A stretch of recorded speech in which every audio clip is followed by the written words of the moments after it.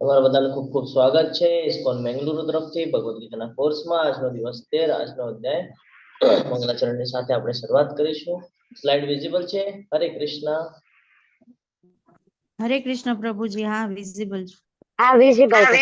હરે કૃષ્ણ. ઓમ જ્ઞાનતિમિરાન્ધસ્ય જ્ઞાનાંજનશલાકયા ચક્ષુરુન્મિલિतं येन તસ્मै શ્રી ગુરુવે નમઃ. શ્રી ચૈતન્ય મનોભીષ્ટં સ્થાપિतं येन ભૂતલે સ્વયં રૂપ કદા મह्यं દદાતિ સ્વપદાન્તિકં. વંદેહં શ્રી ગુરુ શ્રીયુતપદકમલં શ્રી ગુરુन् વૈષ્ણવાંશ્ચ. શ્રી રૂપં સાગ્રજાतं સહગણ રઘુનાથાન્વિतं तं સજીવં સાદ્વૈतं સાવધૂतं પરિજન સહિतं શ્રી કૃષ્ણ ચૈતન્ય દેવમ શ્રી રાધાન કૃષ્ણ પાદાન સહગણ લલિતા શ્રી વિશાખાન્વિતંશ્ચ. હે કૃષ્ણ કરુણા સિંધુ દીનબંધો જગતપતે ગોપેશ ગોપિકા કાંત રાધાકાંત નમોસ્તુતે. તપ્ત કાંચન ગૌરાંગી શ્રી રાધે વૃંદાવનેશ્વરી વૃષભાનુસુતે દેવી પ્રણમામી હરિપ્રિયે. વાંછાકલ્પતરુભ્યશ્ચ કૃપા સિંધુભ્ય એવ ચ પતિતાનાં પાવનેભ્યો વૈષ્ણવેભ્યો નમો નમઃ. નમો ઓમ વિષ્ણુપાદાય કૃષ્ણપૃષ્ઠાય ભૂતલે શ્રીમતે જય પતાકા સ્વામિન ઇતિ નામિને. નમઃ આચાર્ય પદાય નિતાય કૃપા પ્રદાયિને ગૌરકથા ધામદયા નગર ગામ તારિણે. નમો ઓમ વિષ્ણુપાદાય કૃષ્ણપૃષ્ઠાય ભૂતલે શ્રીમતે ભક્તિ વેદાંત સ્વામિન ઇતિ નામિને. નમસ્તે સારસ્વતે દેવે ગૌરવાણી પ્રચારિણે નિર્વિશેષ શૂન્યવાદી પાશ્ચાત દેશ તારિણે. જય શ્રી કૃષ્ણ ચૈતન્ય પ્રભુ નિત્યાનંદ શ્રી અદ્વૈત ગદાધર શ્રીવાસાદિ ગૌર ભક્ત વૃંદ. હરે કૃષ્ણ હરે કૃષ્ણ કૃષ્ણ કૃષ્ણ કૃષ્ણ હરે કૃષ્ણ હરે હરે હરે હરે રામ હરે રામ રામ રામ હરે હરે. હરે કૃષ્ણ સર્વને. હરે કૃષ્ણ પ્રભુજી. દંડવત. હરે કૃષ્ણ. દંડવત પ્રણામ. ગઈકાલ સુધી આપણે ભક્તિ યોગ શીખી રહ્યા હતા. આજે આપણે જ્ઞાન યોગમાં પદાર્પણ કરી રહ્યા છીએ અને છેલ્લા જે 6 અધ્યાય છે એ જ્ઞાન યોગના છે. અધ્યાયનું નામ છે ક્ષેત્ર. પ્રભુજી, બોલો. મિનિટ સ્ક્રીન ઓન કરું. અમારા છોકરાઓ છે, તમને પ્રણામ કરવા માંગે છે. સ્ટુડન્ટ્સ છે થોડાક. Sure sure sure. હરે કૃષ્ણ પ્રભુજી. હરે કૃષ્ણ સર્વને. હરે કૃષ્ણ. દંડવત પ્રણામ. હરે હરે કૃષ્ણ માતાજી. હરે કૃષ્ણ પ્રભુજી. પ્રભુજી, તમારો સંવાદ સાંભળતા હોય છે સ્ટુડન્ટ્સ બધાને અહીંયા જ રાખું છું ત્યારે. હરે કૃષ્ણ. હરે કૃષ્ણ. ખૂબ સરસ. તમારું પણ ખૂબ ખૂબ સ્વાગત છે પ્રભુજી અને માતાજી. વેલકમ. અને આવી જ રીતે તમે જ્ઞાનમાં વધારો કરવા માટે સતત આ ક્લાસમાં જોડાઓ એવી હું તમારી પાસેથી આશા વ્યક્ત કરું છું. હરે કૃષ્ણ. આજનો અધ્યાય ખૂબ સરસ છે. ક્ષેત્રજ્ઞ વિભાગ યોગ.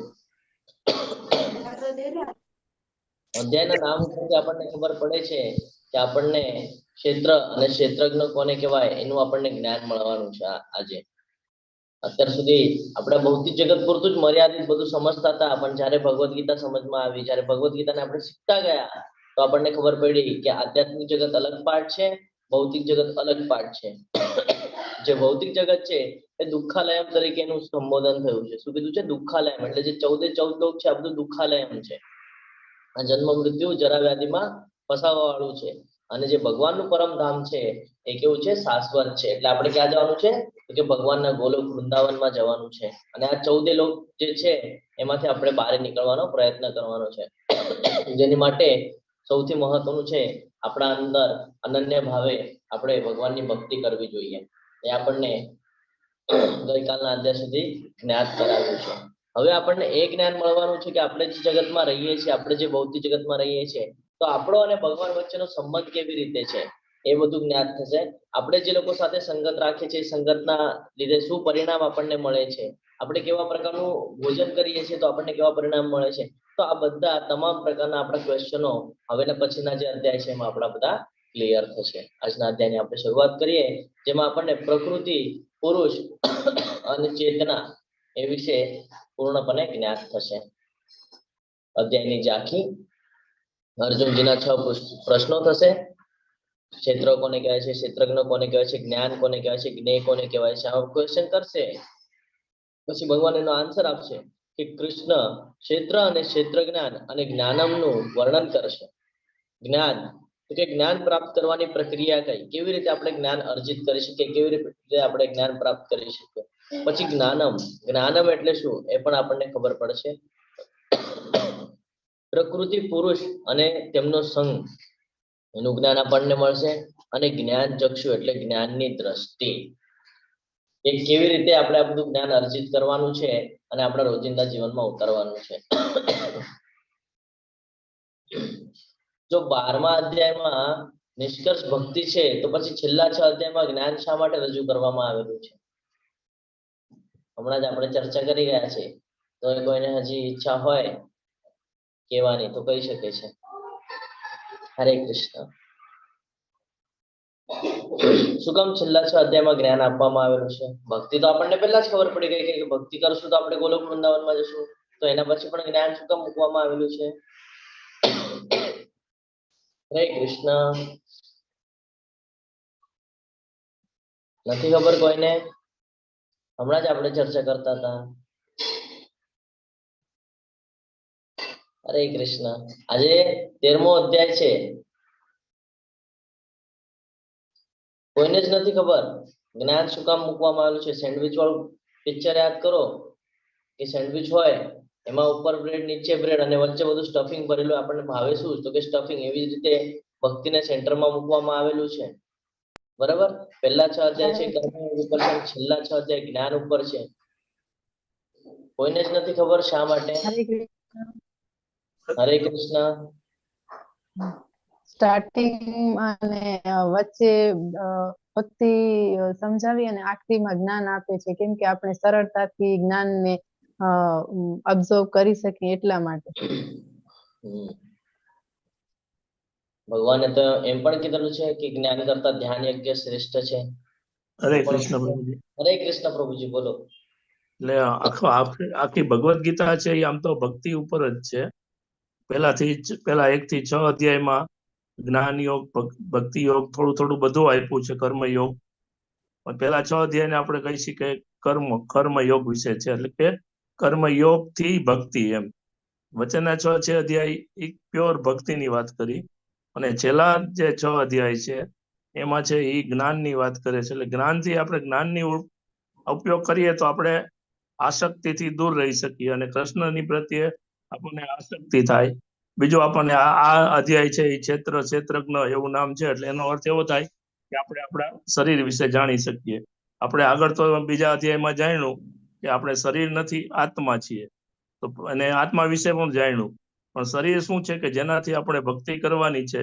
એ શરીર વિશે પછી ભૌતિક પ્રકૃતિના ગુણો વિશે એ બધું જાણી અને આપણે ભક્તિ સરળતાથી કરી શકીએ એટલા માટે છેલ્લે જ્ઞાન માપે છે હરિ બોલ ખૂબ સરસ તો જ્ઞાન એટલા માટે મૂકવામાં આવેલું છે કારણ કે આપણે રહીએ છીએ ભૌતિક જગતમાં આપણી પાસે બધું જ્ઞાન છે અને આપણે સમય બધું ભૂલી જઈએ છીએ કાલના અધ્યાયમાં શું હતું પરમ દિવસના અધ્યાયમાં શું હતું યાદ નથી રહેતું ભગવાન આપણને ફરીથી જ્ઞાન આપીને રિફ્રેશ કરાવે છે અહીંયા કે જે તને પહેલા મેં કીધેલું છે એના બેઝ પર તારે આ જ્ઞાન અર્જિત કરીને તું આ ભૌતિક જગતને કેવી રીતે છોડી શકે છે ને એ આ જ્ઞાનમાં આપણને મળશે કે આપણે પોતાને કેવી રીતે બચાવવાનું છે કારણ કે હવે પછીના જે પણ અધ્યાયો છે ને બધા મહત્વના છે ભૌતિક પ્રકૃતિના 3 ગુણો પણ એમાં ખબર પડશે, એનાથી કેવી રીતે બચવાનું છે, દૈવી અને આસુરી શક્તિ વિશે ખબર પડશે, એમાં કેવી રીતે પોતાને બચે. તો આ બધું જ્યારે આપણે જાણશું અને આ બધું જ્ઞાન અર્જિત કરશું ને એને જીવનમાં અવતરશું તો આપણે આ જે ભૌતિક જગત છે એનાથી અલગ થશું. નહીં તો આપણે ભૌતિક જગતમાં ફસાયા જ કરવાના છીએ. એટલા માટે જ્ઞાન મૂકવામાં આવ્યું છે કે ભક્તિ માર્ગ તો સ્વીકારવાનો જ છે, પણ આ બધું જ્ઞાન એક્સ્ટ્રાનું જ્ઞાન એટલા માટે છે કે તમે ભક્તિ કરશો તો માયાદેવીનો પ્રભાવ પડશે, માયાદેવી તમને એમાં પાછી ખેંચશે ભૌતિક જગતમાં. બસ તો એ માયાદેવીના પ્રભાવને ઓછું કેવી રીતે કરવાનું છે ને એ બધું આ જ્ઞાનમાં મળશે આપણને છેલ્લા 6 અધ્યાયમાં. એટલે આ જ્ઞાન મૂકવામાં આવેલું છે. આગળ વધીએ. હકીકતમાં સમગ્ર ભગવદ ગીતા એ ભક્તિ જ છે. પહેલા 6 અધ્યાય કામ એટલે કર્મ દ્વારા ભક્તિ કેવી રીતે પ્રાપ્ત કરવી એની ચર્ચા છે. છેલ્લા 6 અધ્યાય જે છે એ જ્ઞાન દ્વારા તેને કેવી રીતે પ્રાપ્ત કરવું તે વર્ણવે છે, અને મધ્ય 6 એ ભક્તિ જ છે, ભક્તિની ચર્ચા થઈ છે એમાં. ઉપરાંત 12મા અધ્યાયમાં કૃષ્ણએ સમજાવ્યું કે કેવી રીતે તેઓ વ્યક્તિગત રીતે તેમના ભક્તોને જન્મ અને મૃત્યુમાંથી મુક્ત કરે છે. ગઈકાલના અધ્યાયમાં આપણે જોઈ ગયા છે. તેથી છેલ્લા 6 પ્રકરણો ભૌતિક વિશ્વમાંથી પોતાને બહાર કાઢવા માટે જરૂરી દાર્શનિક જ્ઞાન પ્રદાન કરે છે. હમણાં આપણે ચર્ચા કરી ને કે ભૌતિક જગત, આ જે ભૌતિક વિશ્વ છે એમાંથી આપણને બહાર કેવી રીતે નીકળવાનું છે એનું જ્ઞાન આપણને આમાં મળી રહ્યું છે. જ્ઞાનનો ઉપયોગ માયાથી અળગા રહેવા અને કૃષ્ણ પ્રત્યેના આસક્તિમાં મદદ કરે છે. તેથી જ્યારે આપણે જ્ઞાનનો ઉપયોગ ભક્તિ પ્રાપ્ત કરવાના સાધન તરીકે કરીએ છીએ ને ત્યારે તે ભક્તિનો એક માર્ગ બની જાય છે. શું થાય છે? ભક્તિનો એક ભાગ બની જાય છે. ખૂબ સરસ રીતે અહીંયા હવે ક્વેશ્ચન કરે છે અર્જુનજી, અને હરે પછી કૃષ્ણ પ્રભુ. હા, હરે બોલો માતાજી. હા, આગળની સ્લાઇડ જરા એકવાર કરો ને, સ્ક્રીનશોટ લેવો છે.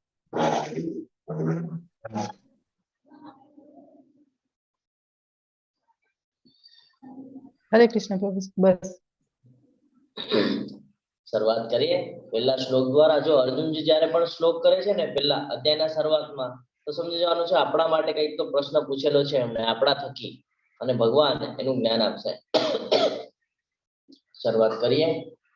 પ્રકૃત અર્જુન ઉવાચ પ્રકૃતિમ પુરુષમ ચૈવ ક્ષેત્રમ ક્ષેત્રજ્ઞમેવ ચ એતદ્ વેદિચ્છામિ જ્ઞાનમ જ્ઞેયમ ચ કેશવ. શું પૂછે છે? મને પ્રકૃતિ, પુરુષ એટલે કે ભોગતા, ક્ષેત્ર અને ક્ષેત્રના જ્ઞાતા વિશેનું જ્ઞાન આપો એમ પૂછે છે. અર્જુને કહ્યું, હે કૃષ્ણ, હું પ્રકૃતિ તથા પુરુષ એટલે કે ભોગતા, ક્ષેત્ર તથા ક્ષેત્રનો જ્ઞાતા તેમજ જ્ઞાન તથા જ્ઞેય વિશે જાણવા ઈચ્છું છું. કેટલા ક્વેશ્ચન કરી લીધા? 6. કયા કયા? તો કે પ્રકૃતિ શું છે, પુરુષ શું છે, ક્ષેત્ર કોણ છે, ક્ષેત્રજ્ઞ કોણ છે, જ્ઞાતા, ક્ષેત્રના જ્ઞાતા કોણ છે, પછી જ્ઞાન અને જ્ઞેય. આ 6 બાબત મને જાણવી છે, પૂછી રહ્યા છે. હવે આપણને ખબર છે ક્ષેત્ર અને ક્ષેત્રને જાણનાર, અને ખૂબ સરસ રીતે આપણને જો સમજવું હોય ભૌતિક જગતના રિલેટેડ, તો આપણે એવી રીતે સમજી શકીએ છીએ કે કોઈ એક ઘર છે અથવા તો કોઈ એક પ્રોપર્ટી છે, કોઈ એક જમીનનો ટુકડો છે, તો એને કોણ કોણ જાણતું હોય? હરે કૃષ્ણ. એક તો એ જે એનું મૂળ માલક છે, એક તો એને ખબર હોય કે આ પ્રોપર્ટી મારી છે, અને એક બીજું કોર્પોરેટની ઓફિસ હોય, બરાબર? એ જે ઓફિસ હોય એ ઓફિસ વાળાઓને ખબર હોય કે આ જમીન કોની છે, આ જમીનનો ટુકડો કોનો છે. તો એવી જ રીતે જે અર્જુનજી ક્વેશ્ચન કરે છે એનો આન્સર ભગવાન આવી રીતે આપે છે. શ્રી ભગવાન વાચ ઇદમ શરીરમ કૌંતેય ક્ષેત્રમ ઇત્યભિધીયતે એતદ્ યો વેત્તિ तं પ્રાહુ ક્ષેત્રજ્ઞ ઇતિ તદ્વિદઃ. પૂર્ણ પુરુષોત્તમ પરમેશ્વર બોલ્યા, હે કુંતી પુત્ર, આ શરીર ક્ષેત્ર કહેવાય છે. એટલે કે જે જમીનનો ટુકડો છે એ આપણને શરીર સાથે સરખાવવાનું છે એક્ઝામ્પલ માટે, કે આ જે શરીર છે આને ક્ષેત્ર કહેવાય છે, અને ક્ષેત્રજ્ઞ એટલે એને જાણનારો. તો આપણને કોણ જાણી શકે છે? એક તો આપણે પોતે, અને બીજું તો કે પરમાત્મા. ભગવાનને બધું ખબર છે ને, તો કે છે એક તો ભગવાન જાણે છે અને એક આપણે પોતે જાણે છે. એટલે અહીંયા કે છે કે આ શરીર ક્ષેત્ર કહેવાય છે, અને જે આ ક્ષેત્રને જાણનારો છે તેને ક્ષેત્રજ્ઞ કહેવાય છે. અહીંયા સુધી ક્લિયર છે? તો આગળ વધીએ. હવે જે 6 ક્વેશ્ચન પૂછેલા ને એનો જવાબ ભગવાન આપે છે તો કે પ્રકૃતિ શું છે તો કે આ જે ભૌતિક જગત જે છે ને જે 14 લોક છે એમાં જે કંઈ પણ છે જે ભગવાન દ્વારા નિર્મિત કરવામાં આવેલું છે એ બધું પ્રકૃતિ છે જે ભગવાન દ્વારા નિર્મિત કરવામાં આવેલું છે બધું પ્રકૃતિ છે તો કે પુરુષ તો કે આનો જે ભોગ ભોગવી રહ્યો છે ને અલગ અલગ યોનિઓમાં જાય છે અલગ અલગ લોકમાં જાય છે તો કે આ બધું જે ભોગ ભોગવે છે ને એ પ્રકૃતિને જે ભોગવે છે એને પુરુષ કહેવાય છે પ્રકૃતિ એટલે જે ભગવાન દ્વારા બનાવવામાં આવેલી છે ભૌતિક પ્રકૃતિ જેનો વિનાશ નક્કી થવાનો છે અને પુરુષ કોણ તો કે જે પ્રકૃતિ છે એને ભોગવી રહ્યો છે એ પુરુષ પછી કે ક્ષેત્ર એટલે આપણે જોઈએ કે આ ક્ષેત્ર એટલે કોણ આપણું શરીર આ જે પંચતત્વનું બનેલું શરીર છે એ શરીર અને ક્ષેત્રજ્ઞ તો કે ક્ષેત્રજ્ઞ બે જણા છે કોણ તો કે આપણે એટલે આપણે શરીર નથી પણ આપણે આત્મા છે આપણે બીજા અધ્યાયમાં જોઈ ગયા તો કે એક આપણે પોતે પોતાને ઓળખીએ છીએ અને બીજું તો કે પરમાત્મા જે આપણા શરીરમાં જ છે કયા સ્વરૂપે છે તો કે શિરોદક્ષાય વિષ્ણુ તરીકે છે ને શંખ ચક્ર ગદા પદ્મ વાળું જે સ્વરૂપ છે એ સ્વરૂપે આપણા હૃદયમાં વાસ કરે છે તો ક્ષેત્રજ્ઞ એટલે જે એને જાણે છે જ્ઞાનમ જ્ઞાનમ કોને કહેવાય છે તો કે ક્ષેત્ર અને ક્ષેત્રજ્ઞને સમજવું એટલે આપણે કોણ છીએ એ સમજવું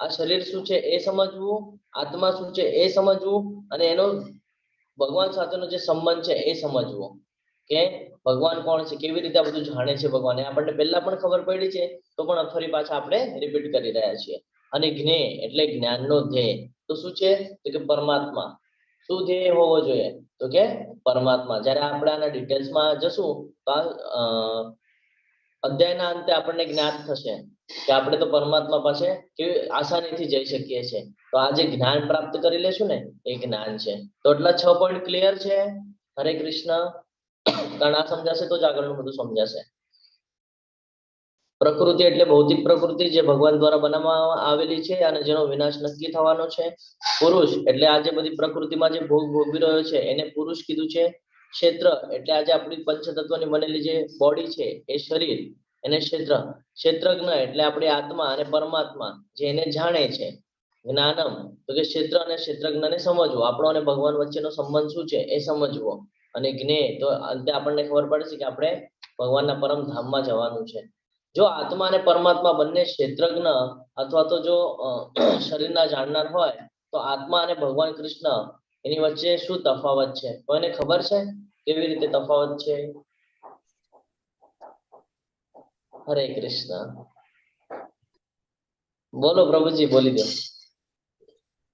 હરે કૃષ્ણ પ્રભુજી આત્મા છે એ આપણા એક જ શરીરનું જાણે જ્યારે પરમાત્મા છે એ બધા શરીરનું જાણે અને આત્મા છે એ એક શરીરનું જાણે પણ એ પણ આંશિક રીતે દાખલા કે એ ખોરાક લે છે પછી ખોરાક કેવી રીતે પચે છે એ આત્મા ના જાણી શકે એવી જ રીતે લોહી કેવી રીતે બને છે જે ખોરાક લે છે એમાંથી એ વસ્તુ પણ ન જાણી શકે એટલે આત્મા છે એ આંશિક રીતે પોતાના શરીરને જ જાણે પરમાત્મા બધાના શરીરને જાણે છે હરે કૃષ્ણ હરે કૃષ્ણ ખૂબ સરસ પ્રભુજી ખૂબ ખૂબ આભાર તમારો તો હમણાં પ્રભુજીએ જ્ઞાત કરાવ્યું એ પ્રમાણે કે આત્મા જે છે એ ખાલી આપણું જ્ઞાન અર્જિત કરે છે ને તો ખાલી એને એટલું ખબર પડે છે કે આપણે કોણ છીએ અને પરમાત્મા કોણ છે બસ એટલું જ પણ જે પરમાત્મા છે ને એને તો સમગ્ર સૃષ્ટિ બનાવેલી છે આપણને 11મા અધ્યાયમાં એમણે વિરાટ સ્વરૂપના જ્યારે દર્શન કરાવ્યા ત્યારે ઘણું બધું આપણને ક્લિયરન્સ મળી ગયું છે તો કે એ બધું જાણી શકીએ છીએ પણ આપણે બધું જાણી શકતા નથી અને આપણે જાણી બી લીધું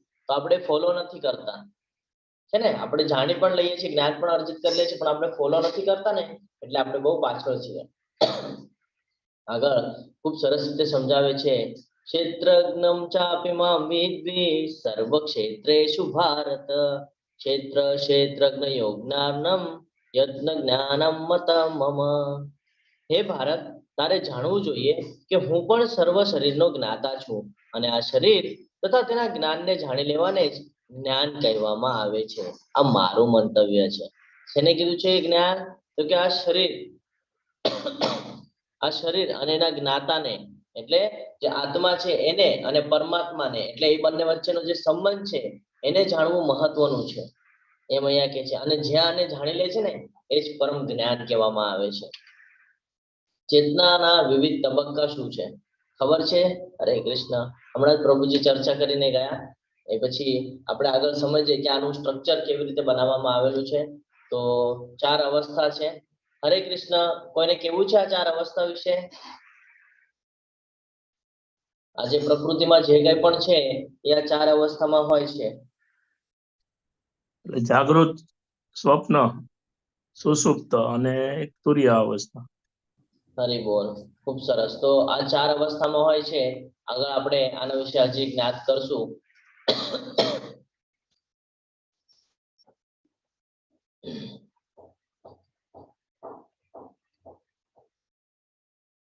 વિભિન્ન ઋષિઓએ વિભિન્ન વૈદિક ગ્રંથોમાં કાર્યના ક્ષેત્ર તથા તે કાર્યના જ્ઞાતાના જ્ઞાનનું વર્ણન કર્યું છે. તે ખાસ કરીને વેદાંત સૂત્રમાં કાર્યકારણના સર્વ ઉદ્દેશ સહિત પ્રસ્તુત કરવામાં આવેલું છે. શું કે છે કે વિભિન્ન ઋષિઓએ, ઘણા બધા ઋષિઓ જે થઈ ગયા, એ ઋષિઓએ વિભિન્ન વૈદિક ગ્રંથોમાં, અલગ અલગ ગ્રંથોની અંદર કાર્યના ક્ષેત્ર ને કાર્યના જ્ઞાતાનું જ્ઞાનનું વર્ણન કર્યું છે, જે આપણે અત્યારે ભગવદ ગીતા દ્વારા શીખવાના છીએ. જો આ બધા તબક્કા છે ને, અન્નમય, પ્રાણમય, જ્ઞાનમય, વિજ્ઞાનમય, આનંદમય. આ ક્યારે આપણે શીખીએ? શેમાં આવે આ ખબર છે કોઈને? વિજ્ઞાનમાં આવે. પણ આ શેની માટે મહત્વના છે ખબર છે? હરે કૃષ્ણ. એટલે જ ભગવદ ગીતાને જ્ઞાનનો રાજા કીધું છે. હરે કૃષ્ણ. નથી ખબર કોઈને? જૂના પાર્ટિસિપેટ પણ ભૂલી ગયા? હરે કૃષ્ણ. કોઈને જ નથી ખબર? જો આ બધા તબક્કા જે છે ને, આ બધા તબક્કા બહુ મહત્વના છે, સમજવા પણ બહુ મહત્વના છે જીવનમાં. આપણને એટલું ખબર છે કે આપણી જે ઇન્દ્રિયો છે, એ ઇન્દ્રિયોનો જ્યારે આપણે વિવિધ પ્રકારે ઉપયોગ કરતા હોઈએ છીએ, તો આપણા અંદર પ્રભુજી શું કહેવાય એને? ઓલી જાગૃત કરે એને? હરે કૃષ્ણ. કુંડલી, હા. કુંડલીની કુંડલીની કયો તો? હા, તો એ જેવી રીતે જાગૃત કરે ને, એવી રીતે આ બધા તબક્કાઓ આપણે સપ્ત જાગૃત કુંડલી હોય છે. હા. આપણા જીવનમાં આપણે આ બધાને જાગૃત કરવાનું છે. કેવી રીતે? તો કે અન્નમય, પ્રાણમય, જ્ઞાનમય, વિજ્ઞાનમય અને આનંદમય. તો આનંદમય ક્યાં છે? સૌથી ઉપર છે. જેવી રીતે કુંડલીની જાગૃત કરે ને, તો સૌથી છેલ્લી અવસ્થા હોય છે અહીંયા મસ્તકને ત્યાંની, સૌથી છેલ્લી અવસ્થા. તો એવી જ રીતે આપણા જીવનમાં આપણે ડેલી રૂટીનમાં આ બધું ફોલો કરતા હોઈએ છીએ. જો અન્નમય, કેવા પ્રકારનું અન્ન ખાઈએ છીએ એના ઉપર આપણે ફોલો કરવાનું છે. પ્રાણમય, આપણા જે પ્રાણવાયુ છે એના ઉપર પણ આપણો કંટ્રોલ રહેવો જોઈએ. પછી જ્ઞાન, તો કે આપણું મન જે છે એના ઉપર પણ કંટ્રોલ રહેવો જોઈએ. વિજ્ઞાન, તો આપણને જે જ્ઞાન મળેલું છે એને આપણે કેવી રીતે ફોલો કરીએ છીએ એના ઉપર પણ કંટ્રોલ હોવું જરૂરી છે. આ જ્યારે બધું આપણે ફોલો કરશું, હું ભૌતિક જગત સાથે તમને ડાયરેક્ટલી સમજાવું છું એટલે તમને સમજાશે. તો એના ઉપર પણ કંટ્રોલ હોવો જોઈએ. જ્યારે આ બધા ઉપર તમારો કંટ્રોલ આવશે ને, તો તમે એકદમ જે ઉપરની પોઝિશન છે ને એ પોઝિશન સુધી પહોંચી શકશો. એટલે આ જે તબક્કા છે એ તબક્કા બધા આપણે ધીરે ધીરે ધીરે ધીરે સુધારવા પડશે. ખાલી જ્ઞાન અર્જિત કરીને ચાલવાનું છે કે નહીં ચાલે.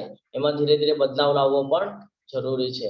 હવે બદલાવ આપણે કેવી રીતે લાવવાનો છે, એ બદલાવ લાવવા માટે આપણે કેટલી ઇન્દ્રિયોને અને કેટલી બાબતોને આપણે કવર કરવાનું છે એ આગળના શ્લોકમાં કહેવામાં આવેલું છે.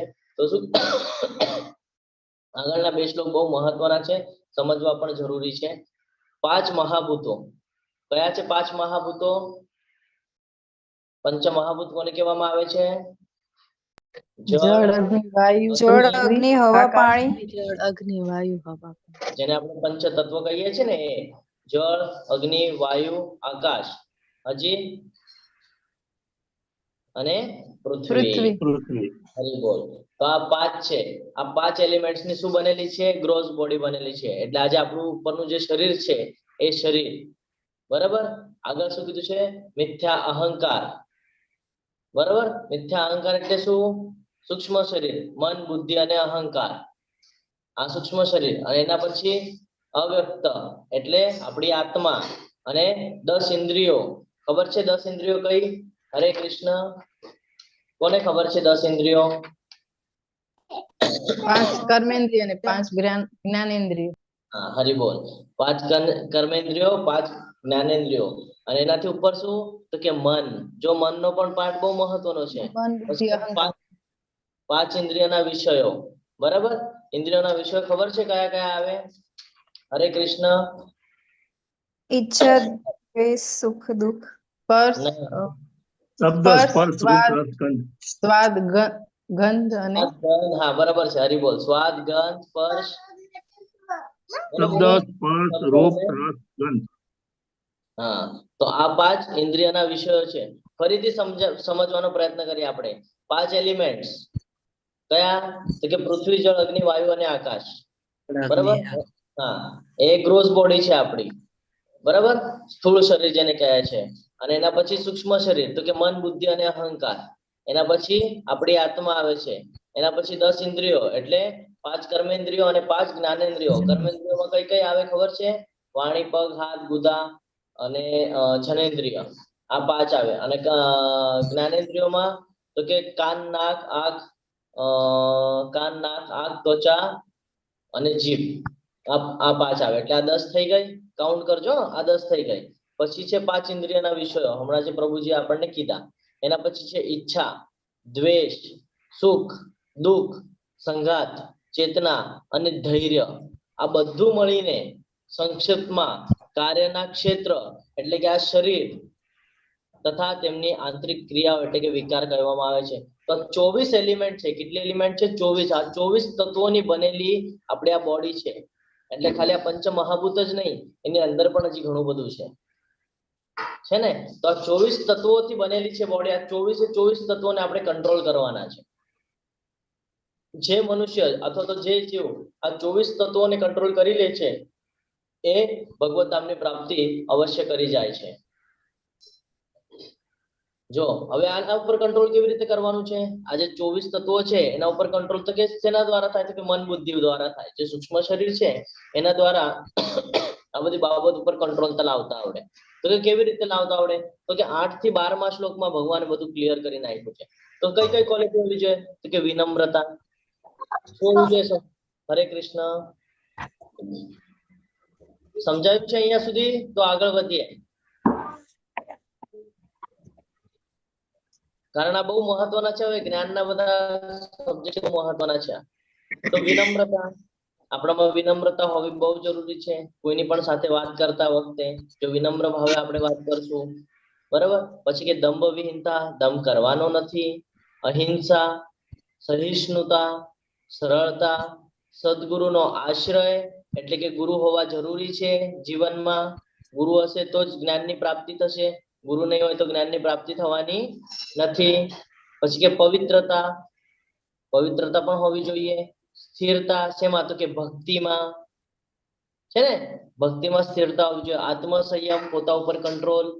પછી તો કે ઇન્દ્રિય તૃપ્તિના વિષયોનો ત્યાગ એટલે કે આ ભૌતિક જગતમાં જે આપણી વિવિધ ઇન્દ્રિયો દ્વારા આપણને જે ભોગ ભોગવવાની ઈચ્છા થાય છે એ બધા વિષયોનો ત્યાગ કરી દેવાનો છે.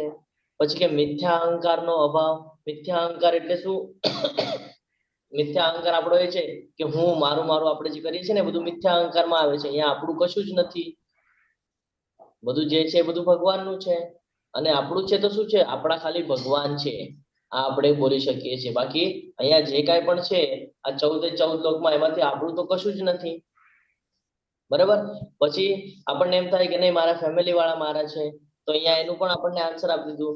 જન્મ, મૃત્યુ, જરા, વ્યાધિ અને અનિષ્ટની અનુભૂતિ. તો જન્મ, મૃત્યુ, જરા અને વ્યાધિ આ દરેકના જીવનમાં આવવાનું જ છે. આની પહેલા આપણો જન્મ કયા કયા કુળમાં તો આપણને ખબર છે કે નથી ખબર? કોના ઘરમાં તો ખબર છે કે નથી ખબર? એટલે આપણે અહીંયા આવ્યા પણ એકલા છે, જવાનું પણ એકલું જ છે. એટલા માટે કીધું છે કે અહીંયા જન્મ, મૃત્યુ, જરા, વ્યાધિ આ અનિષ્ટની અનુભૂતિ. કે જે અહીંયા જન્મ લીધો છે એનું મૃત્યુ નિશ્ચિત છે. અને એને જરા અને વ્યાધિ એટલે કે વૃદ્ધાવસ્થા અને તકલીફ એટલે કે જે આપણે કહીએ ને કે મેડિકલી આપણે ડિસેબલ થઈ જતા હોઈએ છીએ અમુક બાબતોમાં. જેમ કે આપણી તબિયત ખરાબ થાય અથવા તો આપણા અંગોનું કોઈ પાર્ટ વીક થઈ જાય, એવું બધું થતું હોય ને એને કીધેલું છે. પછી વૈરાગ્ય, શેની સાથે વૈરાગ્ય રાખવાનું છે? તો કે જે આપણને પતન તરફ લઈ જાય છે ને એ બધી બાબતોથી વૈરાગ્ય રાખવું. પછી તો કે બાળકો, પત્ની, ઘર તથા અન્ય વસ્તુઓની મમતામાંથી મુક્તિ. કારણ કે આપણે શું કરતા હોઈએ છીએ, આ શક્તિ રાખી લઈએ છીએ અને એકદમ ક્લોઝ થઈ જઈએ છીએ અને પછી આપણને વાસ્તવિકતા ખબર પડે છે જ્ઞાન દ્વારા કે અહીંયા તો આપણું કઈ જ નથી સિવાય ભગવાન.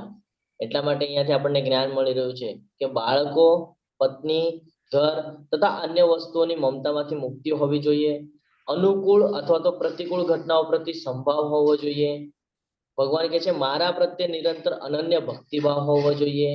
એકાંતવાસની ઈચ્છા, અહીંયા એકાંતવાસની ઈચ્છા એટલે એવું નથી કે સંન્યાસ લઈ લેવાની વાત કરે છે.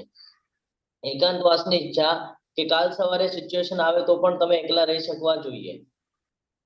જ્યારે તમે આ ઉપરની બધી બાબતો જ્યારે શીખવાનો પ્રયત્ન કરશો તો તમને જ્યારે આટલા નાનપણથી લઈને અત્યાર સુધી તમે બધા સાથે અટેચ રહ્યા છો અને હવે તમને અચાનક છોડવામાં આવે એ લોકોને, તમને એકલા રહેવાની આદત ન હોય તો તમને તકલીફ થાય. એટલે કે છે કે એકાંતવાસ રહેવાની ઈચ્છા અંદરથી હોવી જોઈએ કે નહીં અહીંયા મારું કઈ જ નથી. શેનાથી એકાંત કેવી રીતે રાખવાનું છે કે બધામાં હોવા પછી પણ આપણે ઓલું કમળનું પાન જોયું હતું ને કે એના ઉપર પાણીના ટીપા એ હોય ટીપું એના ઉપર પણ એમાં મિક્સ થતું નથી, એવી રીતે આ રહેવાનું છે. પછી કે છે સામાન્ય જનસમૂહથી અલુપ્ત હોવું. સામાન્ય જનસમૂહથી અલિપ્ત હોવા શા માટે કે છે? કારણ કે જો આપણે એ લોકોની સાથે રહેશું તો એ લોકોના ગુણ આપણા સાથે મિક્સ થશે અને આપણે પણ એ લોકોના માર્ગે ચાલવા માંડશું. કારણ કે અધર્મ વધી રહ્યો છે, આપણને પણ ખબર છે, માયાદેવીનો પ્રભાવ છે, બરાબર ને? તો આપણે પણ એ તરફ ખેંચાતા જઈએ છીએ, ના કે આપણે ભક્તિ માર્ગ પર રહી શકીએ છીએ. એટલા માટે કે છે કે સામાન્ય જનસમુદાયથી અલિપ્ત હોવું જોઈએ. પછી કે જે આત્મ સાક્ષાત્કારના મહત્વનો સ્વીકાર અને પરબ્રહ્મની તાત્વિક શોધ કેવી રીતે થઈ શકે? તો કે શાસ્ત્રોનું જ્ઞાન લઈને, ભક્તોનો સંગ રાખીને. આ બધાને હું જ્ઞાન તરીકે ઘોષિત કરું છું. ભગવાન કહે છે કે આ જે કાંઈ પણ બધી ક્વોલિટીઓ છે આ જ્યારે તું વિકસિત કરીશ ને તો આ બધું જ્યારે તને જ્ઞાન મળશે ને તો આને જ્ઞાન કહું છું. અને આ સિવાય જે કંઈ પણ છે ને આ બધું અજ્ઞાન છે. એટલે આનો સ્ક્રીનશોટ કાઢી લેવો જોઈએ કે જ્ઞાન આમાં આવી જાય છે, બધું જ્ઞાન છે, બાકી બધું તો અજ્ઞાન છે. આ સમજાણું છે, મહત્વનો શ્લોક છે આ 8 થી 12 ચારે શ્લોક. તો આપણે આગળ વધીએ. હા પ્રભુ. સમજાણું બધાને? હા હા સમજાય છે. આ ક્વોલિટી આપણે આપણામાં વિકસાવવાની છે. હવે ભગવાન જ્ઞેય વિશે આપણને જ્ઞાત કરાવશે. હવે હું જ્ઞેય વિશે કહીશ કે જે જાણીને તું બ્રહ્મનું નિત્ય આસ્વાદન કરી શકીશ. આ બ્રહ્મ અથવા આત્મા અનાદિ છે તથા મારે આધીન છે. ત્યાં ભૌતિક જગતના કાર્યકારિણી પર છે. શું કે છે અહીંયા ભગવાન? ભગવાન કે છે કે જ્ઞેય કોને કહેવાય છે ને એ હવે હું તને કહીશ. બ્રહ્મનું નિત્ય આસ્વાદન કરી શકીશ એટલે શું? બ્રહ્મનું નિત્ય આસ્વાદન એટલે રિયાલિટી શું છે આપણને જ્ઞાત જ છે આની પહેલા, પણ ભગવાનને કેવી રીતે પ્રાપ્ત કરવાનું એની માટેના જે તબક્કા છે એ આપણને ક્લિયર કરશે અહીંયા. આ બ્રહ્મ અથવા તો આત્મા એટલે કે આપણે, બરાબર ને, અનાદિ છીએ, ઘણા સમયથી આપણે છીએ. આત્માનું મૃત્યુ નથી. આપણને બીજા અધ્યાયમાં જ કહી દીધું છે કે નૈનમ છિંદંતી શસ્ત્રાણી નૈનમ દહતિ પાવક ન ચૈનમ ક્લેદયંત્યાપો ન શોષ્યતિ મારુત. કે આત્માને કોઈ દિવસે મારી શકાતું નથી. તો આત્મા કેવી છે? અનાદિ છે, ઘણા સમયથી છે. અને કેવી રીતે છે? તો કે ભગવાનને આધીન છે, કારણ આપણે બધા ભગવાનના અંશ છીએ, છે ને? અને આ ભૌતિક જગતના કાર્યકારણથી પર છે. કે આ ભૌતિક રે છે આ ભૌતિક જગતમાં જ, પણ આ એનાથી પર છે. એટલે આપણને એટલો સરસ મોકો મળેલો છે કે આપણે ભૌતિક જગતમાં રહેવા પછી પણ આપણે ભગવત ધામની પ્રાપ્તિ કરી શકીએ છીએ. પરમાત્મા સર્વ ઇન્દ્રિયોના આદિ સ્ત્રોત છે, છતાં તેઓ ઇન્દ્રિય રહિત છે. તેઓ સર્વ જીવોના પાલન કરનાર હોવા છતાં અનાસક્ત છે. તેઓ પ્રકૃતિના ગુણોથી પર છે, પરંતુ તે સાથે ભૌતિક પ્રકૃતિના સર્વ ગુણોના સ્વામી છે. ફરી આપણને યાદ અપાવે છે, આની પહેલા પણ કીધેલું છે અને ફરીથી હવે આપણને યાદ અપાવે છે. શું યાદ અપાવે છે?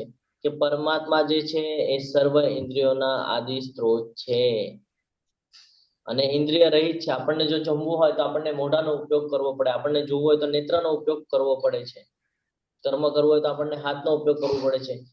ભગવાન માટે એવું નથી. ભગવાન કોઈ પણ બાબતથી કાંઈ પણ કરી શકે છે. એ છે ભગવાન. ભગવાન ઇન્દ્રિય રહિત છે. એને એવું જરૂરી નથી કે આંખોથી જ જોઈ શકાય, એવું કઈ જ જરૂરી નથી જે આપણી માટે જરૂરી છે. અને બધા જીવોના પાલન કરનાર હોવા છતાં અનાસક્ત છે. આપણે જોઈએ છે જે આપણા મમ્મી જો આપણી સાથે અટેચ હોય તો એ કેવી રીતે આપણું જો પાલન પોષણ કરતા તો આપણને અટેચ થઈ જાય છે ને? ત્યારે ભગવાન કેવા છે? અનાસક્ત છે. ભગવાનને બધા સરખા લોકો છે, ખરાબ હોય તો પણ, સારો હોય તો પણ, બરાબર. પણ જો કોઈ ભક્ત મળી જાય તો ભગવાન એની સામે જોવે છે. આ બાબત ધ્યાનમાં રાખવાની છે. તેઓ પ્રકૃતિના ગુણોથી પર છે. એટલે આ પ્રકૃતિના જે 3 ગુણ છે, સત્વગુણ, રજોગુણ અને તમોગુણ, આ 3 ગુણ ભગવાનના હેઠળ કામ કરે છે અને આપણા ઉપર પ્રભાવ પાડે છે. પરંતુ તે સાથે ભૌતિક પ્રકૃતિના સર્વ ગુણોના સ્વામી પણ એ જ છે. એમનું જે મહાવિષ્ણુ આપણે જોઈ રહ્યા છે, મહાવિષ્ણુ દ્વારા જે કાંઈ પણ નિર્માણ કરવામાં આવી રહ્યું છે તે બધું સ્ટેજ બાય સ્ટેજ નીચે નીચે આવી રહ્યું છે ને? અને એકદમ ઉપર કોણ છે? તો ભગવાન કૃષ્ણ અને એમનું ધામ. બાકી તો બધું નીચે નીચે છે. તો એના ઉપરથી આપણે સમજી શકીએ. પરમ સત્ય એટલે કે જે સમજવા જેવું છે આપણને આ જીવનમાં, તો કે શું? તો કે સ્થાવર અને જંગમ, એટલે જે હલન ચલન કરી શકે છે એ, અને જે નથી કરી શકતું એ, એટલે એમાં વૃક્ષ પણ આવે. જીવોની અંદર તથા બહાર સ્થિત છે, બરાબર. જે કાંઈ પણ સ્થાવર હોય અથવા જંગમ હોય, એટલે હલન ચલન કરી શકે અથવા હલન ચલન નથી કરી શકતા, તેઓ સૂક્ષ્મ હોવાને કારણે ભૌતિક ઇન્દ્રિયો દ્વારા જોઈ કે જાણી શકાતા નથી. અતિ દૂર હોવા છતાં તેઓ સૌની નજીક પણ છે. એટલે જે ભગવાન છે એ શું કરે છે? અંશ રૂપે દરેકમાં વાસ કરે છે. એમ અહીંયા સમજાવી રહ્યા છે. એટલે આપણે જોઈએ છે ને કે સાંજ પડ્યા પછી આપણે વૃક્ષનું પાન તોડતા નથી, ફૂલ તોડતા નથી. શું કામ નથી તોડતા? એની પાછળનો રીઝન જ આ છે. શાસ્ત્રમાં એનો ઉલ્લેખ આપેલો છે કે દરેક જગ્યાએ ભગવાન વાસ કરે છે, કણ કણમાં ભગવાન છે. એટલે જે કાંઈ પણ અહીંયા આપણને દેખાય છે, પછી સ્થાવર હોય કે જંગમ હોય, દરેકમાં ભગવાન છે. પરમાત્માની પ્રકૃતિ કેમ વિરોધાભાસી છે? તમારે ચેટ બોક્સમાં લખવાનું છે. આગળ વધીએ. તેઓ સર્વ પ્રકાશમાન વસ્તુઓમાંના પ્રકાશના સ્ત્રોત છે. તેઓ ભૌતિક અંધકારથી પર છે અને અગોચર છે. તેઓ જ્ઞાન છે, જ્ઞાનના વિષય છે અને જ્ઞાનના લક્ષ્ય પણ છે. તેઓ સૌના હૃદયમાં સ્થિત છે. શિરોદક્ષાય વિષ્ણુ તરીકે આપણા બધાના હૃદયમાં સ્થિત થઈને આપણને શું કરે છે? જ્ઞાન આપે છે. જેવી રીતે સૂર્ય જ્યારે બ્રહ્માંડમાં આવે છે અને પૃથ્વીની સામે આવે છે, તો આખા પૃથ્વી ઉપર એક પ્રકાશમાન વાતાવરણ તૈયાર કરે છે અને આપણને બધું દેખાવા માંડે છે, જેને આપણે સવાર તરીકે ઓળખીએ છીએ કે સવાર પડી ગઈ છે. તો એવી જ રીતે આપણા જીવનની અંદર, આપણા હૃદયની અંદર ભગવાન વાસ કરે છે.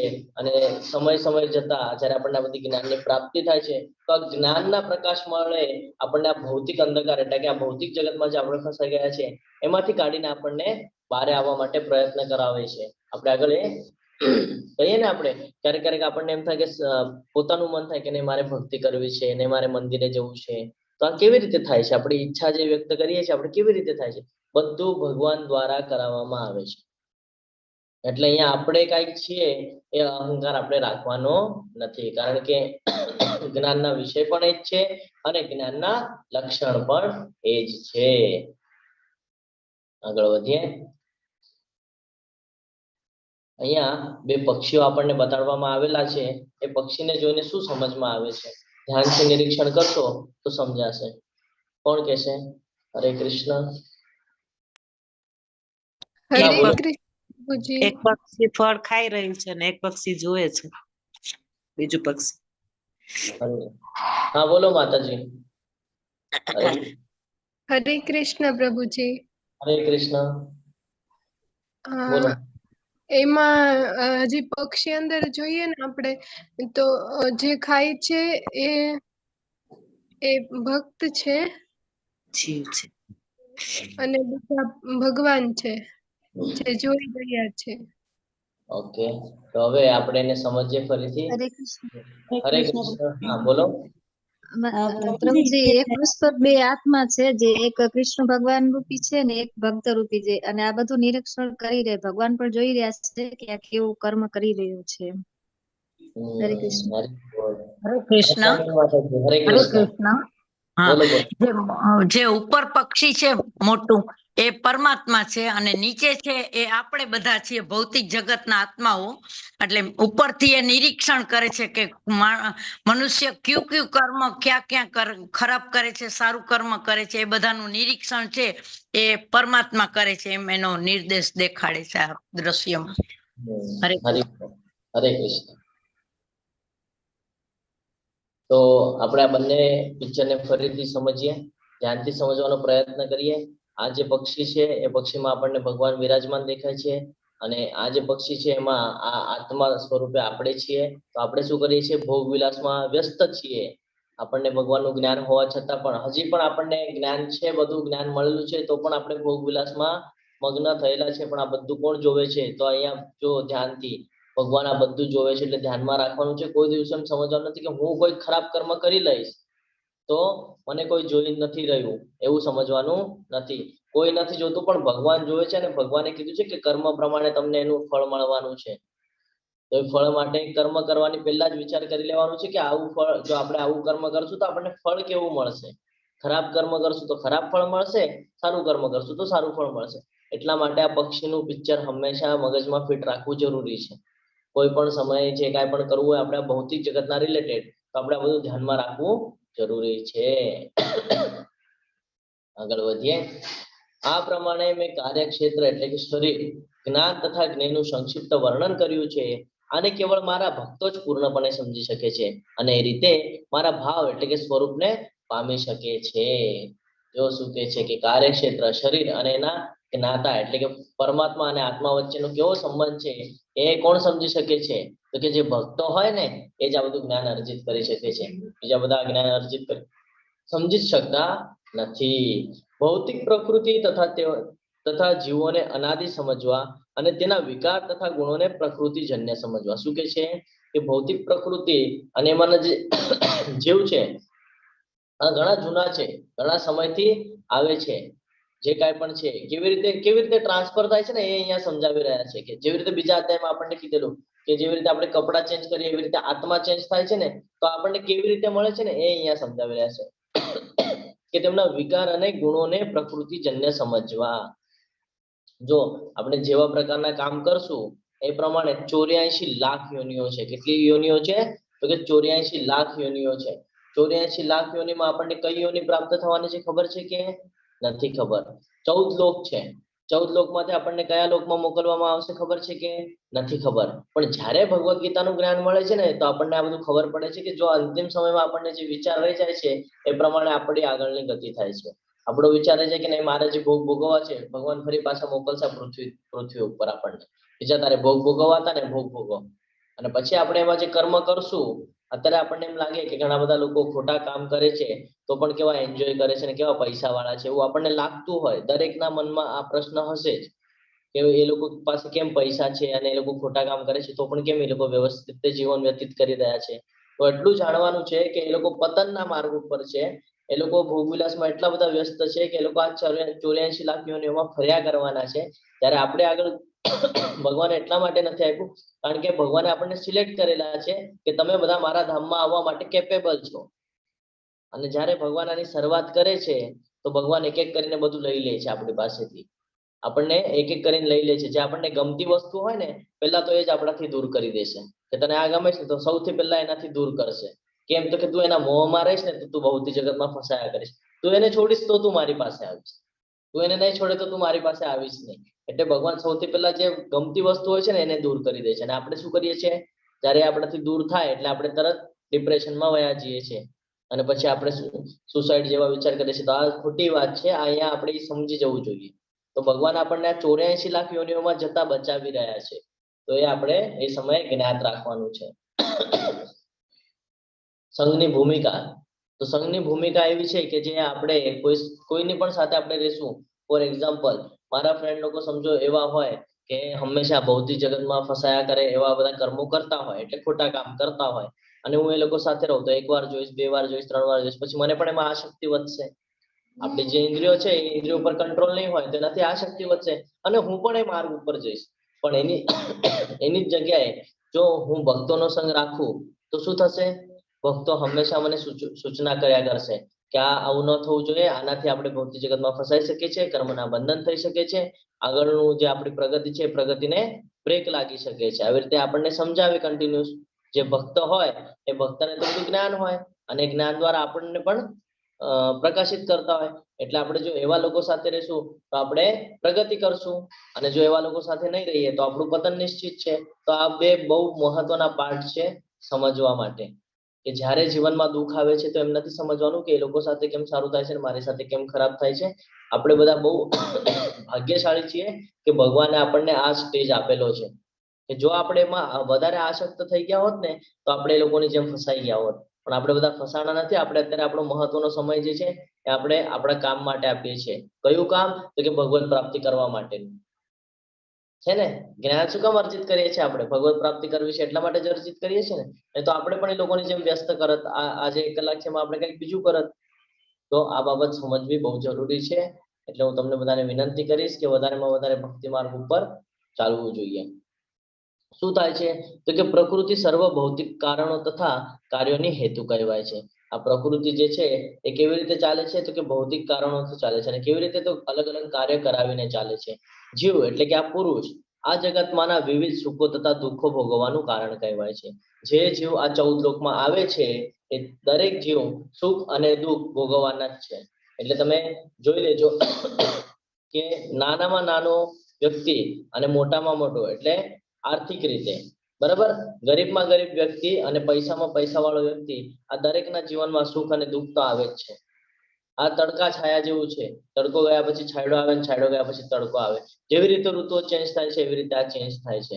તો આમાં ડગમગવાનું નથી. કોઈ દિવસ આમાં ડગમગવાનું નથી. કારણ ભગવાને કીધું છે કે આ શું છે તો કે પ્રકૃતિનો નિયમ છે, એ થવાનું જ છે. તો એમાં તમારે ડગમગવાનું નથી, નોર્મલ રહેવાનું છે. પણ એના લીધે તમારે સંગત બગાડવાની નથી કે એનું બહુ સારું ચાલુ છે તો હું એની સાથે સંગત કરીશ તો મારું સારું થઈ જશે.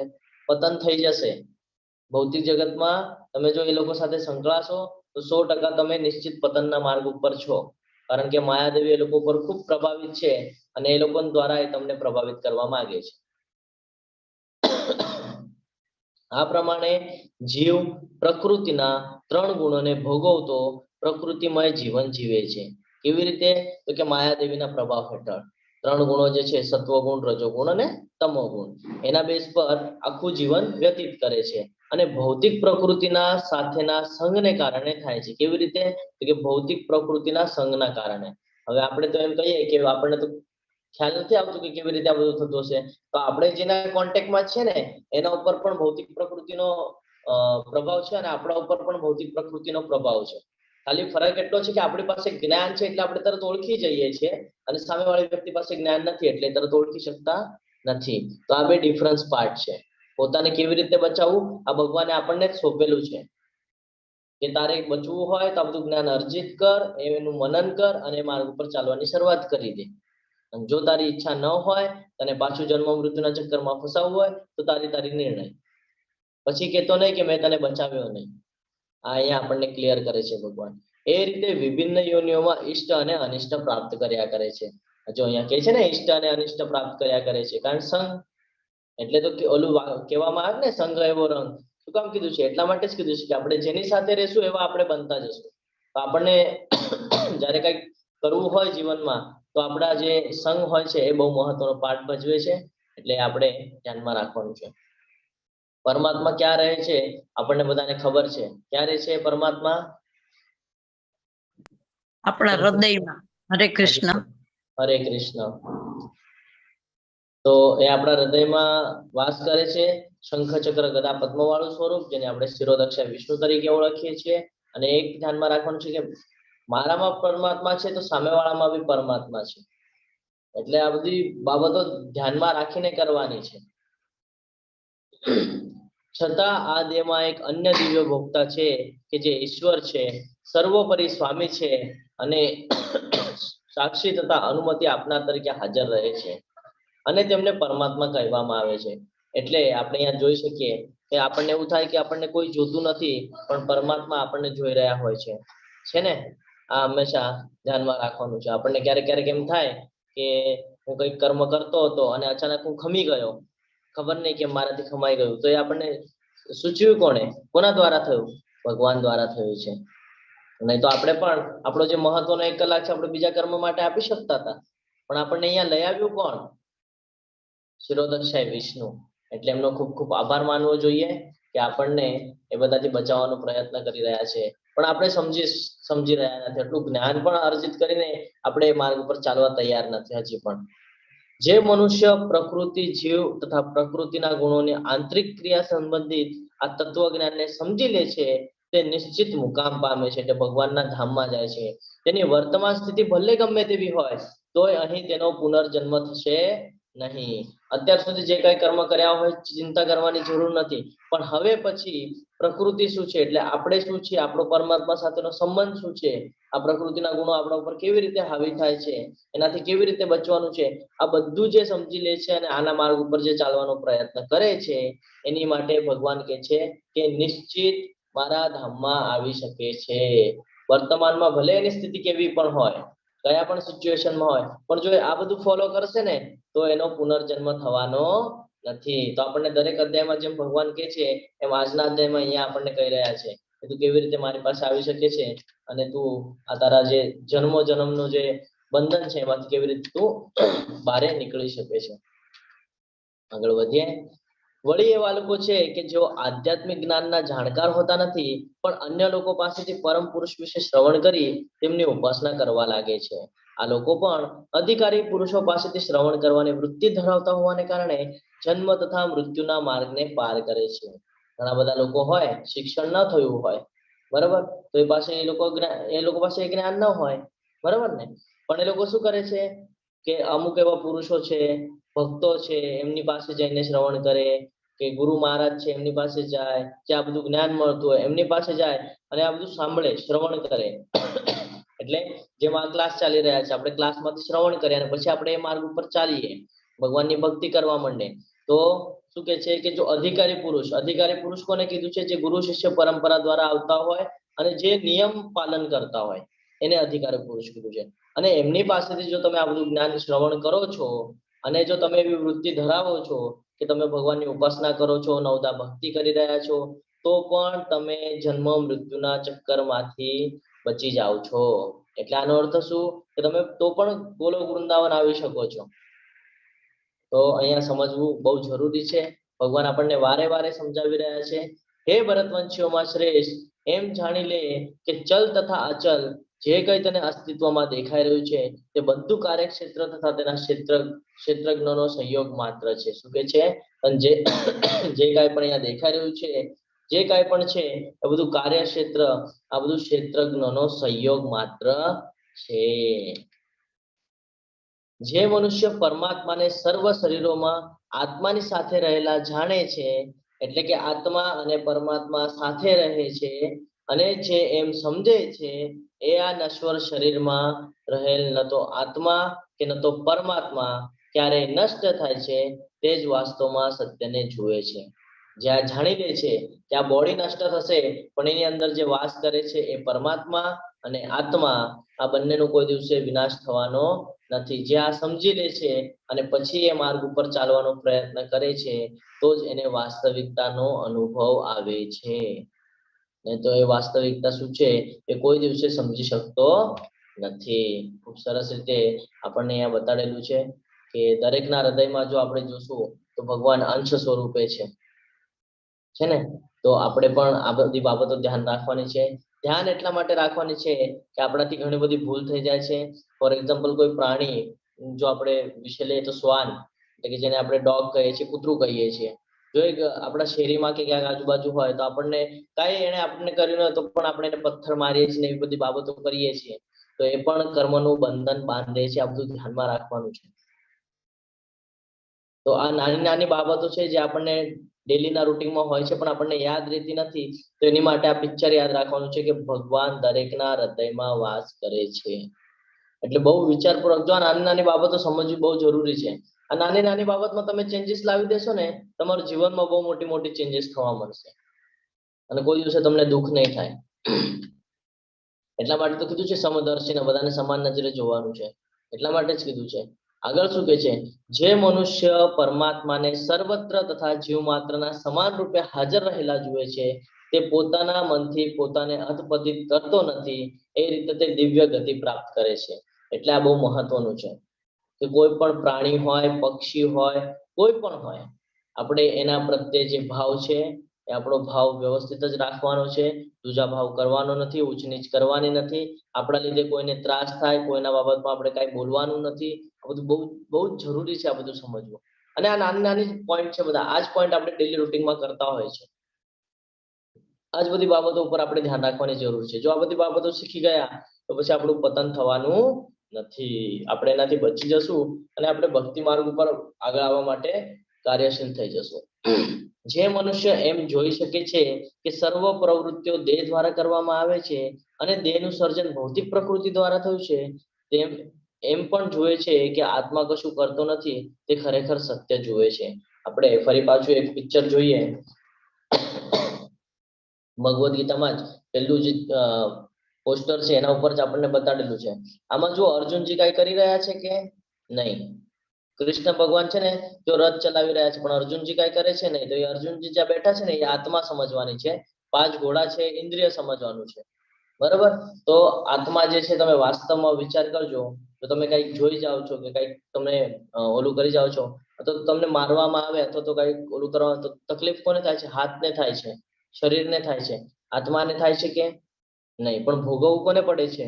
આત્માને પડે છે. તમે જે પંચતત્વ લઈને આવ્યા છો અને જે કાંઈ પણ જીવન વ્યતીત કરો છો, ભોગ વિલાસ તો તમારું શરીર કરે છે, પણ ભોગવવું કોને પડે છે? આત્માને પડે છે. એટલે આ બધી બાબતો બહુ ધ્યાનમાં રાખવાની છે. તો આપણે ખાલી બધું જોવાનું કામ કરી રહ્યા છે, આત્મા ખાલી જોવે છે, ભોગવવાનું કામ કરી રહી છે. જે ત્રાસ થાય છે ને એ આત્માને થાય છે. એટલે આ બધું બહુ ધ્યાનમાં રાખવાનું છે. અને આ જ્ઞાન ખાલી ભગવદ્ ગીતા દ્વારા આપણને મળી શકે છે. બરાબર? આપણે પોતે કઈ કરી શકતા નથી. આને આપણે કેવી રીતે સમજી શકીએ? કોણ કહેશે કે આપણે અહીંયા કશું જ કરી શકતા નથી, બધું ભગવાન દ્વારા જ થઈ રહ્યું છે? કેવી રીતે કહી શકો તમે? જન્મથી શરૂઆત કરીએ આપણે. કોઈને કેવું છે? હરે કૃષ્ણ. પ્રભુજી બોલો બોલો માતાજી. હરે કૃષ્ણ. પ્રભુજી, આપણે જન્મ્યા છે તો ત્યારે પણ આપણી પાસે કઈ જ હોતું નથી, અને જ્યારે આપણું મૃત્યુ થાય છે ત્યારે પણ આ શરીરનો આપણે રાખ થઈ જાય આખું, તો એક ટુકડો પણ આપણી સાથે આવતો નથી. અને કોઈ પણ વ્યક્તિનો જન્મ થાય ને ત્યાંથી મૃત્યુ થાય ત્યાં સુધી જેટલી પણ ઘટનાઓ બને, મતલબ કઈ પણ ઘટનાઓ, ગરીબી, અમીરી, આ તે કંઈક વસ્તુ આપણે લઈએ, કઈ પણ, એ બધું ભગવાન દ્વારા નક્કી થયેલું છે. અને આપણને કઈ જ ખબર નથી કે 1 સેકન્ડ પછી મારી હારે શું થશે, કે એક દિવસ કાલે મારી હારે શું થશે. મતલબ બધું, એટલે બધું ભગવાન કરી રહ્યા છે. ઓકે. તો માતાજી અહીંયા એક પ્રશ્ન, હરે કૃષ્ણ. માતાજી અહીંયા એક પ્રશ્ન નિર્માણ થાય, તો પછી ભગવાને શું કામ એ પ્રમાણે કીધું? જો ભગવાને જ બધું કરી દીધું છે તો પછી આપણે જે કરીએ છીએ એનો આપણને ફળ મળે છે, એવું શું કામ ભગવાને કીધું છે? એને કેવી રીતે સમજી શકીએ તો આપણે? હરે કૃષ્ણ પ્રભુ. હા, બોલો. હરે કૃષ્ણ. બોલો બોલો માતાજી. પ્રભુજી, એમાં એવું છે કે આપણે સપોઝ કે કોઈ ખેતર ખેડ્યું છે, એમાં બીજ વાવ્યું છે, તો એ જમીન છે એ આપણે નથી એ ઉત્પન્ન કરેલી. એ જમીન છે એ પ્રભુજીની, એ જે કુદરતી સંપત્તિ છે એ જ છે. પ્લસ આપણે બીજ વાવ્યું, તો એ બીજ આપણે તો પેદા કરેલું નથી. બીજ પણ કોણે પેદા કરેલું છે? તો કે ભગવાને કરેલું છે. પછી આપણે એમાં પાણી રેડીએ છીએ, બીજ મોટું થાય છે, તો એમાં જે બધા તત્વો કામ કરે છે એ આપણા નથી. આપણે ખાલી એમાં એક નિમિત્ત માત્ર બનીએ છીએ. સર્વ કરતા હર્તા જે છે એ શ્રી કૃષ્ણ પોતે છે, પરમાત્મા છે, અને એ જ બધું કરે છે. એકચ્યુઅલી આપણે એવું સમજીએ છીએ કે આપણે કરીએ છીએ, પણ આપણે કરતા નથી, આપણે નિમિત્ત છીએ. બાકી બધું કરે છે શ્રી કૃષ્ણ. હરે કૃષ્ણ પ્રભુજી. હાજી બોલ. ખૂબ સરસ માતાજી, ખૂબ સરસ રીતે એક્સપ્લેન કર્યું. તો આ જ બાબત મહત્વની છે કે આ જગતમાં જે કાંઈ પણ છે પ્રકૃતિ દ્વારા જે કાંઈ પણ આપણા ઉપર થઈ રહ્યું છે, તો આ બોડી, ઇવન આ બોડી પણ લઈ લો, બરાબર? આ બોડી પણ ગ્રોથ કરી રહી છે ધીરે ધીરે ધીરે. કોના દ્વારા? બધું ભગવાન દ્વારા થઈ રહ્યું છે. હમણાં જ તો આપણે જોઈ ગયા કે આત્મા શું કરે છે? ખાલી નિહાળી રહ્યું છે. ભોગ તો આ શરીર ભોગવે છે, પણ એનું જે ફળ છે એ કોને ઓલા કરવા પડે છે? તો કે આત્માને ઓલા કરવા પડે છે. જે અહીંયા બાકી રહી જાય છે ને એ પાછું ટુ બી કન્ટિન્યુ કરવું પડે છે. એટલે આ બાબત અહીંયા સમજવી જરૂરી છે. આ વાક્યને આપણે આવી રીતે સમજી શકીએ છીએ. અહીંયા જે કાંઈ પણ છે બધું ભગવાનનું છે, ભગવાન દ્વારા થઈ રહ્યું છે, પણ આપણે જે આત્મા છે એ આપણા કર્મના લીધે આપણે ભોગવી રહ્યા છે. તો આ બાબત હંમેશા ધ્યાન રાખવાની છે. આગળ વધીએ. હવે ભગવાન એ જ ક્લિયર કરી રહ્યા છે ફરીથી. શું કહી રહ્યા છે કે જો કે આકાશ સર્વવ્યાપી છે. આકાશ આપણને ખબર છે કે સર્વવ્યાપી, બધી કોર આપણને દેખાય છે, છતાં પોતાની સૂક્ષ્મ પ્રકૃતિના કારણે તે કોઈ પણ વસ્તુથી લિપ્ત થતું નથી. એવી જ રીતે બ્રહ્મ એટલે કે આત્મા દ્રષ્ટિમાં સ્થિત આત્મા શરીરમાં અવસ્થિત હોવા છતાં શરીરથી લિપ્ત થતો નથી. એને એની સાથેનું અટેચમેન્ટ હોય જ છે. અને આ જ તો આપણી સૌથી મોટી વીક પોઈન્ટ છે કે આપણે સમજી શકતા નથી. હે ભારત, જેવી રીતે એકલો સૂર્ય સમગ્ર બ્રહ્માંડને પ્રકાશિત કરે છે, તેવી રીતે શરીરમાં રહેલો એક આત્મા સમગ્ર શરીરને ચેતનાથી પ્રકાશિત કરે છે. અને આપણે આવી રીતે સમજી શકીએ કે આપણા અંદર જો આત્મા જ ન હોય તો ચેતના ક્યાંથી હશે? ચેતના એટલે શું? કે સમજો મારે હાથ ઉપાડવો છે તો કેવી રીતે હાથને તરત મેસેજ ગયો કે ઉપાડવાનો છે? તો આ ચેતના દ્વારા થયું. બરાબર, હું આમ કંઈક કરું, મને આમ તો મને ખબર પડે કે મને ત્યાં દુખી રહ્યું છે. શું? ચેતના દ્વારા તરત ઇફેક્ટ કરે છે. તો એ શેના બેઝ પર ચાલે છે? તો કે આત્માના બેઝ પર ચાલે છે. જો આત્મા જ ન હોય તો બોડીનું કઈ કામ છે કે એમાં ચેતના જ નહીં રહે. તો આ જે ચેતના છે એ આત્માના બેઝ પર ચાલે છે. જેવી રીતે જે માયાદેવી છે એ ભગવાન દ્વારા ચાલી રહી છે, એવી રીતે આ ચેતના આપણા અંદર જે છે એ આત્માના બેઝ પર ચાલે છે. જો આત્મા જ નહીં હોય તો એ ચેતના પણ કામ કરવાની નથી. એટલે આ પણ આપણે સમજવું જરૂરી છે.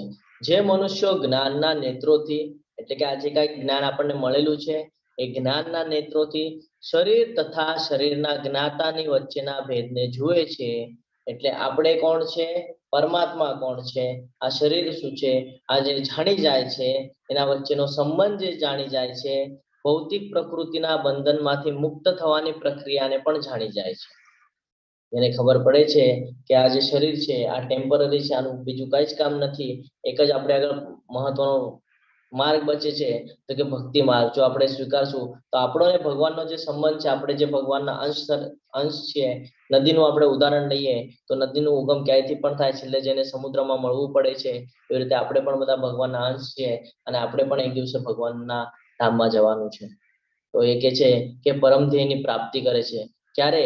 તો કે જે આ બધું જાણી જાય છે ને, શરીર શું છે, આત્મા શું છે, પરમાત્મા શું છે, અને આ બધું સમજી જાય છે, અને ત્યારે એ ભૌતિક પ્રકૃતિના બંધનમાંથી મુક્ત થવાની પ્રક્રિયા જાણે છે. ત્યારે આપણે જાણી જઈએ કે હું કોણ છું, પરમાત્મા કોણ છે, મારો એની સાથેનો સંબંધ શું છે, તો હું ધીરે ધીરે કરીને આ ભૌતિક પ્રકૃતિ પ્રત્યે આસક્ત થઈશ નહીં. એને ધીરે ધીરે હું વૈરાગ્ય તરફ દૂર કરીશ એને. અને જ્યારે હું એને દૂર કરીશ તો હું મુક્ત થવું એટલે શું? જન્મ મૃત્યુના ચક્કરમાંથી બહાર નીકળવું. આને કીધું છે મુક્ત થવું. તો આવી રીતે આજનો અધ્યાય હતો. હું આશા રાખું છું કે તમને આ અધ્યાય સમજાણો હશે. કોઈ ક્વેશ્ચન હોય તો તમે મને પૂછી શકો છો. આ સાથે આપણો આજનો અધ્યાય અહીંયા પૂર્ણ થાય છે. તમે બધા મને ખૂબ શાંતિપૂર્વક સાંભળ્યો એટલે તમારા બધાનો ખૂબ ખૂબ આભારી છું.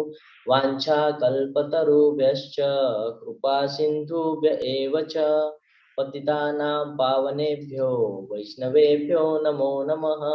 अनंत कोटि वैष्णव वृंद की जय, भगवद गीता की जय, श्रीला प्रभुपाद की जय, सद्गुरुदेव की जय. हरे कृष्ण हरे कृष्ण कृष्ण हरे हरे, राम हरे राम राम राम हरे हरे.